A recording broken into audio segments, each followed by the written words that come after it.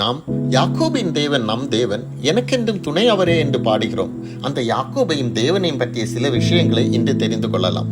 யாக்கோபு தன் சகோதரனின் சேஷ்ட புத்திர பாகத்தின் மேல் உள்ள இச்சையால் சமயம் கைகூடி வந்தபோது தன் புத்திசாலித்தனத்தால் அதை அவனிடமிருந்து தட்டி பறித்தான்.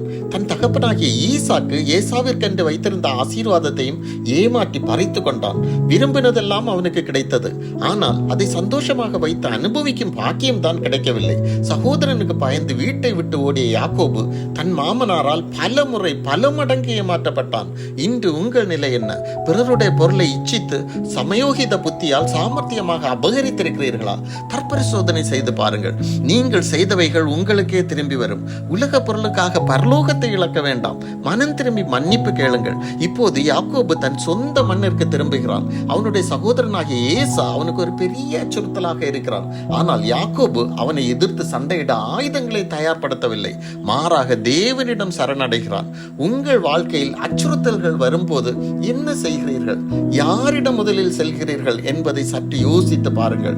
உலகத்தில் தீர்வை தேடுகிறீர்களா, இல்லை தேவனிடம் பிரச்சனைகளை ஒப்படைக்கிறீர்களா? தேவன் யாக்கோபுக்கு கொடுத்த தீர்வு அவனுக்கு வலியை தான் கொடுத்தது. ஆனால் அது நிரந்தர தீர்வு. அவனுடைய தொடை சந்தை தேவன் தொட்டு சுளுக்க செய்தார்.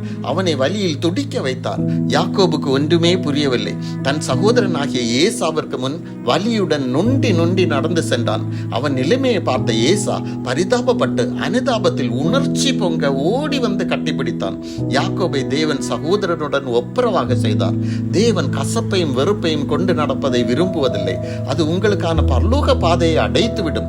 உங்கள் அறியாமையின் காலத்தில் செய்த தவறுகளுக்காக மனம் வருந்துங்கள். முதலில் தேவனோடு ஒப்புரவாகுங்கள். அடுத்து பிரச்சனைகளை அவர் கரத்தில் ஒப்படைத்துவிட்டு நீங்கள் கவலையின்றி ஓய்விடுங்கள். சூழ்நிலைகளை அவர் மாற்றி ஒப்புரவாக்குவார்.